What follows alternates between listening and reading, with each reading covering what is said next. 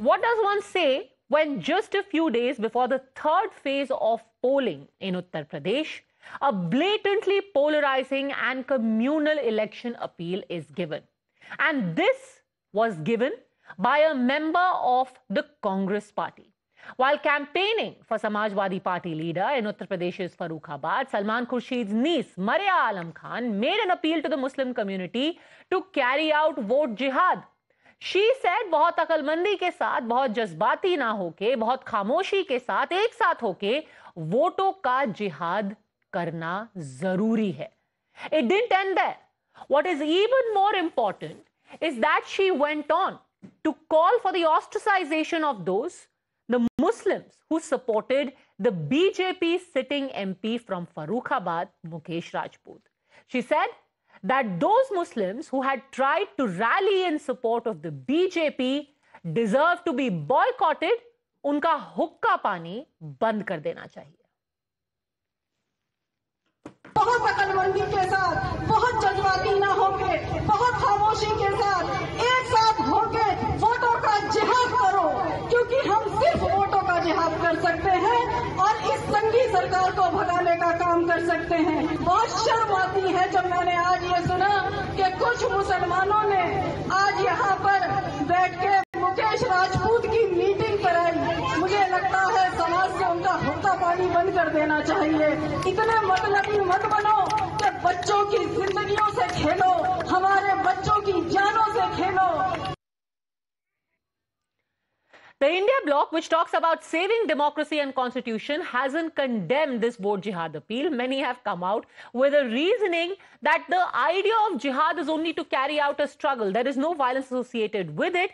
Congress and Samajwadi Party at best are trying to distance themselves from Salman Khurshid's niece's comment. It must be noted that this comment was made at a time when Salman Khurshid was present there. Remember, earlier he has been a member of parliament. It has been his traditional seat. It has a large Muslim population. Then how can anyone, even if we were to for a moment talk about the different meanings that the word jihad has, how can anyone condone an open call for the boycott of Muslims who are only deciding to exercise their democratic right and support whichever party they want? If they are supporting the BJP, how can any mainstream political party from a public platform ask for their boycott? The Congress party is a party today that is getting political support from banned organizations like SDPI. It is for Sapa and Congress party that are hopelessly left only with appeasement politics to convert such a beautiful celebration of democracy into the word jihad. This is not war. This is not about dividing people. Democracy is about uniting people, about a vision for a better India. What Rahul Gandhi and Sapa is doing is essentially to try and divide people and make this celebration of democracy into something that is objectionable and absolutely destructive, which is जिहाद. देखिए, जिहाद एक अरबी word है जिसका मतलब होता संघर्ष करना, आंदोलन करना. प्रथम चरण और तृतीय चरण में कम मतदान हुआ, देश की जनता ने कम मतदान किया, और अगर मतदान के लिए लोगों को जागरूक करने के लिए आंदोलन चला रहे हैं, संघर्ष चला रहे हैं, जिसको अरबी में कहते हैं कि जिहाद करना है, तो अगर ये मरियम ने कहा है तो समाजवादी पार्टी समझती कि बिल्कुल ठीक है, देश की जनता को आगे निकल के आके वोट डालना चाहिए. All right, joining us on the show, we have Shujat Ali, leader of the Congress, Ajay Verma, leader of the Congress, Dr. Kaushal Kant Mishra, spokesperson of the BJP. Dr. Kaushal Kant Mishra, why the storm in a teacup? आज हर कोई एक expert है हिंदी उर्दू भाषा पर, कह रहे हैं कि जिहाद का मतलब होता है संघर्ष. जैसे आजादी के लिए संघर्ष किया था, वो कह रहे हैं कि दूसरी आजादी की लड़ाई में आप वोट का संघर्ष यानी कि वोट का जिहाद कीजिए.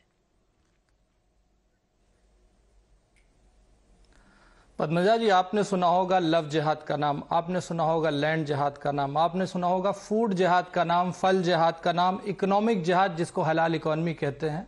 ये सब एक तरीका है इस्लाम को अपने आप को बढ़ाने का. उसमें हर धर्म को अपने को बढ़ाने का राइट है. इसमें कोई, मुझे लगता है कि हम उस पर न जाते हुए हम मेन मुद्दे पे जाते हैं कि जो माननीय मोदी जी कहते हैं, जो कांग्रेस ने मैनिफेस्टो बनाया और जो कांग्रेस की तुष्टीकरण की पॉलिसी है, वो सिर्फ एक वोट बैंक को साधने के लिए इस्लाम को किस तरह से यूज कर रही है, किस तरह से उनको एक्सप्लॉइट कर रही है, किस तरह से उनके सेंटिमेंट्स को यूटिलाइज कर रही है, ये चीज हाईलाइट करने की है।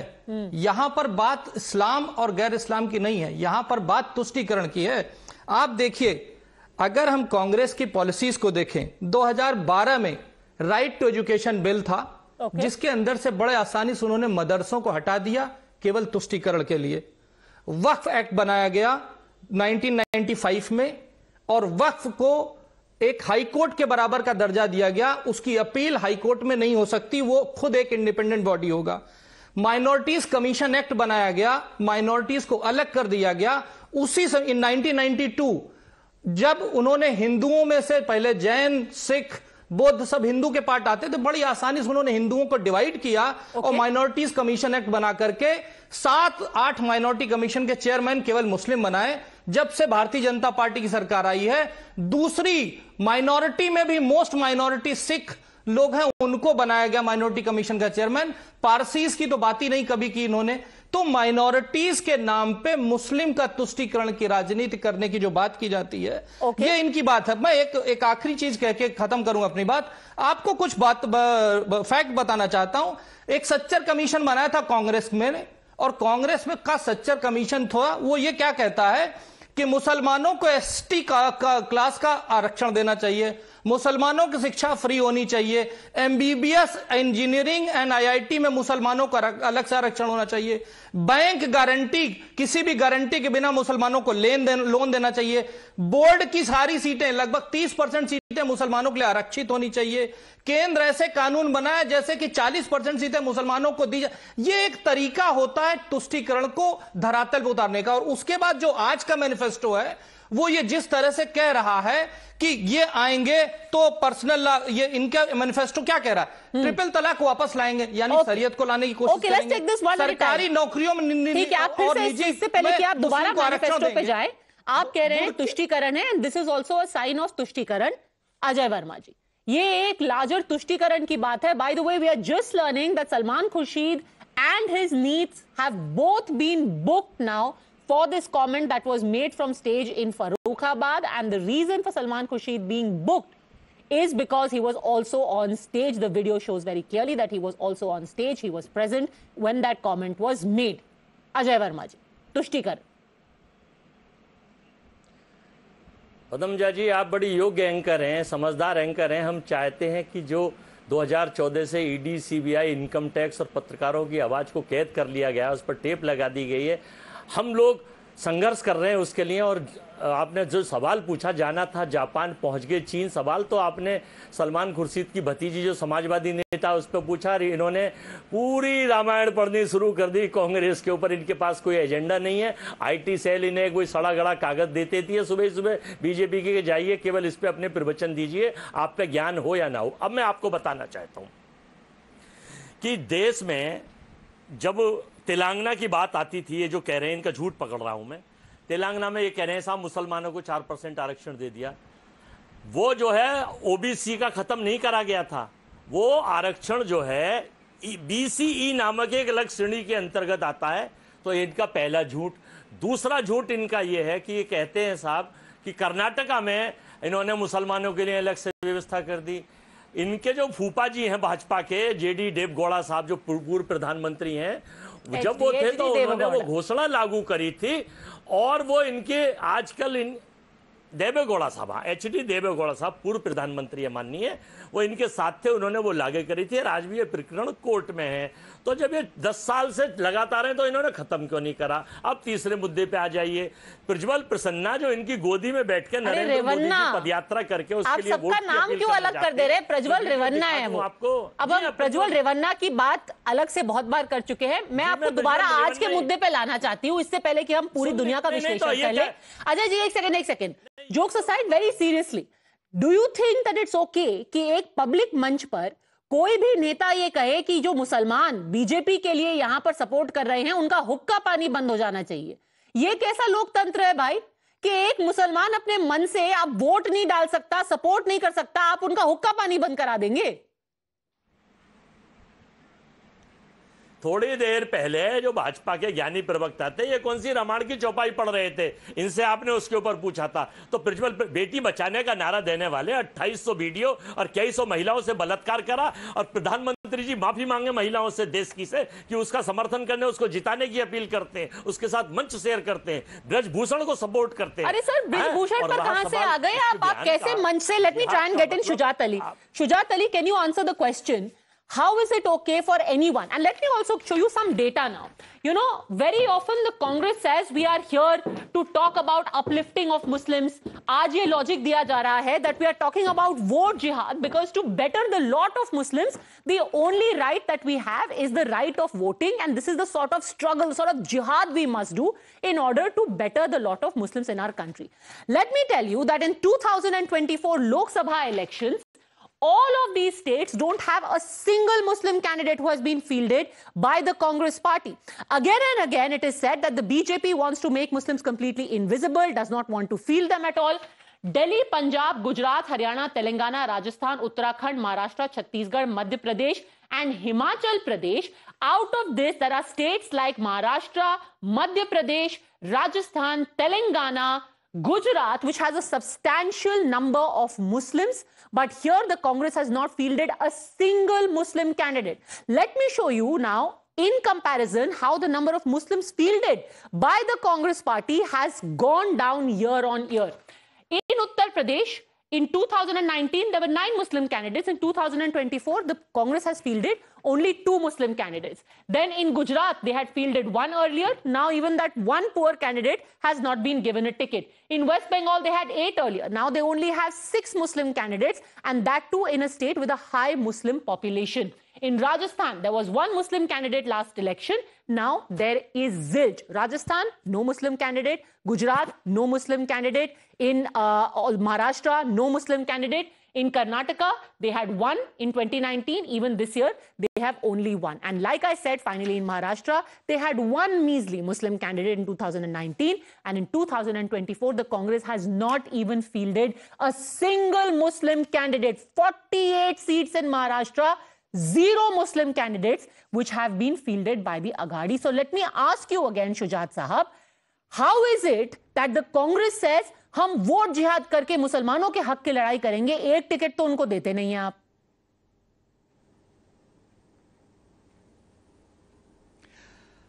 मुझे ये बताइए कि आपकी अपनी अंडरस्टैंडिंग क्या है उस वर्ड पे, जिहाद के ऊपर आपकी अंडरस्टैंडिंग क्या है? एक तरफ तो आप ये कहती हैं कि मुसलमानों को जो है रिजर्वेशन नहीं देना चाहिए. सुनिए सुनिए. No. I am saying I will buy your understanding of the word that you are talking about a struggle for Muslim rights. Fine. If you're struggling for Muslim rights, why don't you give them a voice? Why don't you give them candidature? You struggle for them. You carry out jihad. You carry out vote jihad. But at least give them tickets. आपका और BJP का एक ही problem है कि अगर मुसलमानों को ticket नहीं मिलता है तो आप उस पर एतराज़ करते हैं, मुसलमानों को किसी रिजर्वेशन देने की बात करते हैं तो आप उस पर एतराज़ करते हैं. आखिर आप चाहते क्या हैं? देश का प्राइम मिनिस्टर खुल्लम खुल्ला मुसलमानों का मुझे ये नहीं पता बीजेपी क्या चाहती है. को डराता है. मैं सिर्फ ये चाहती हूँ कि at least there should be some semblance of what you say and what you do. You say we speak for Muslims, you don't give them any tickets. You say we are talking about jihad as a struggle for what? देखिए, I am trying to put up my views. You are not allowing me. If you are having so much, stamina, then there is no need to call the experts from different parties. What I am telling, Election Commission is spending a lot of money to enhance the percentage of voting. If somebody has said that we should go for voting holistically, कोई लापरवाही नहीं होनी चाहिए, हमको घरों से निकलकर vote देना चाहिए, प्रयत्न करना चाहिए कि वोट परसेंटेज बढ़े, तो ये इसमें कोई बुराई नहीं है. अल्फाज का जो इस्तेमाल है उस पे हमने डिस्टेंस किया है. हमने कहा कि इस तरह की बात को हम इंकरेज नहीं करते. लेकिन जहां तक कम्युनलिज्म का सवाल है, चाहे वो कम्युनलिज्म इधर से हो या किधर से भी हो, हम उसको पसंद नहीं करते। ठीक है, तो सिर्फ ये कह रहे हैं कि वोटर परसेंटेज बढ़ना चाहिए। तो शुजात साहब तो से कि और जो देश को हम लेकर चल रहे हैं। ठीक है, तो जो मुसलमान बीजेपी को सपोर्ट करते हैं हुक्का पानी बंद कर दें, उसका भी मतलब समझा दीजिए, उसका क्या मतलब है? तो आप पूछिए ना। देखिए, ऐसा होता है, भारतीय जनता पार्टी जिस लहजे का इस्तेमाल कर रही है, जो भाषा बोल रही है, वो इतनी गंदी है। कभी कभी एहसास होता है कि क्या मैं महात्मा गांधी के देश का सदस्य हूं या मैं किसी उलझी हुई गड़बड़ वाली जमहूरियत का शहरी हूं। आपका प्राइम मिनिस्टर, हमारा प्राइम मिनिस्टर खुल्लम खुल्ला ये कहता है कि इन्फिल्ट्रेटर्स को मंगलसूत्र दिए जाएंगे। तो लोगों को आप हुक्का पानी बंद कर देंगे, ये डेमोक्रेसी का आइडिया है। This is democracy, that if somebody decides to support a party you don't like, आप उसका हुक्का पानी बंद कर दें। मैंने क्या, आप मेरी बात नहीं सुन रही है। मैंने कहा गलत बात चाहे किसी भी तरफ से हो, हम उसको इंकरेज नहीं करते।